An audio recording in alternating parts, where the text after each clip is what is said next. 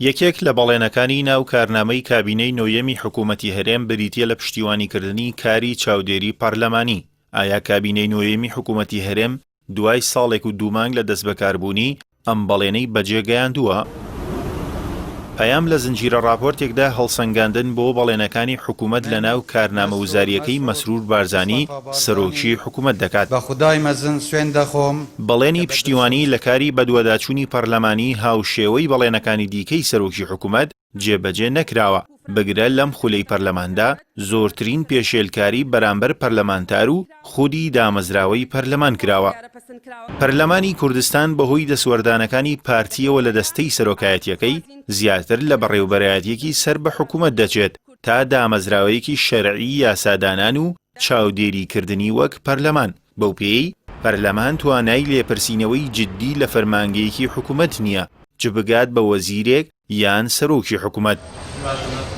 ئەوەتە چەندین جارە پەرلەمانتارانی ئۆپۆزیسیۆن داوا دەکەن سەرۆکی حکوومەت و جێگرەکەی بێنە پەرلەمان تا لەسەر دواکەوتنی موچە و بڕینی نایاسایی موچە و داهاتی خاڵە سنووریەکان و ئەو قەرزانی لەسەر هەرێم کۆکراونەتەوە ڕوونکردنەوە بدەن، بەڵام هەر لە سەرۆکایەتی پەرلەمان ڕێگری بۆ دروست دەکرێت.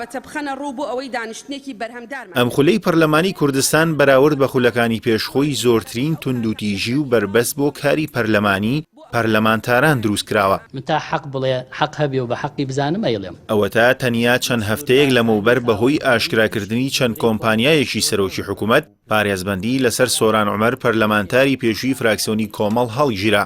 لەبەری ئەوەی لێکۆڵینەوە لە ڕاستی زانیاریەکان بکرێت، پارتی و بە دیاریکراوی باڵی مەسرور بارزانی هەموو هەوڵی خۆیان بۆ سزادانی ئەو پەرلەمانتارە خستەکار. کوردستانی عێراق کەم و ڕێز لە یاسا. لە هەمان خاڵدا کە سەرۆکی حکوومەت پشتیوانی کاری پەرلەمانتارانی داوە، بەڵێنی ئەوەشی داوە ڕێز لە ئۆپۆزیسیۆنی پەرلەمانی بگرێت، کەچی لە ناو جەرگەی هەولێر و لەژێر دەسەڵاتی ئەمنی پارتیدا پەلاماری چەند پەرلەمانتارێکی ئۆپۆزیسیۆن دراوە و ئازاری جەستەییان پێگەیشتووە، لەگەڵەوەشدا هەڕەشەیی کوشتنیان لێکراوە کە ئەم هەڵسوکەوتانە نەک هەر پێچەوانەی بەڵێنەکەی سەرۆکی حکوومەتن، بەڵکو و تاوان و پێویستە ئەنجامدەرانیان بدرێنە دادگا. بەڵام ناکرێ لێرەدا کێشەکان تەنیا ئەوەی جێگەی سەرنجا خودی سەرۆکی حکوومەت پێشتر ڕاوێژکاری ئەنجومەنی ئاسایشی هەرێم بووە، تا ئێستاشی لەگەڵ بێت شوێنەکەی پڕ نەکراوەتەوە، واتە بەرپرسی تەواوی هێز ئەمنیەکان و دەستگا هەواڵگریەکان بووە. بەو پێش هیچ ڕێکارێکی ئەمنی بەبێ ڕەزامەندی ئەو ئەنجام نادرێن.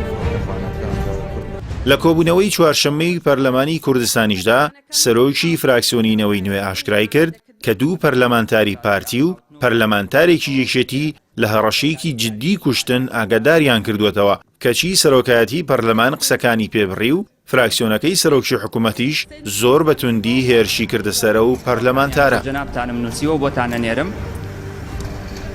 هەڕەشەی حیزبەکانیان بۆ ئێمە هێناوە و هەڕەشەی کوشتنمان لێەکەن و بە نەس بە خۆمیان و تۆ دکتۆر بەداخەوە پێمان ناخۆشە تۆ مناڵەکانت بێنازەبن.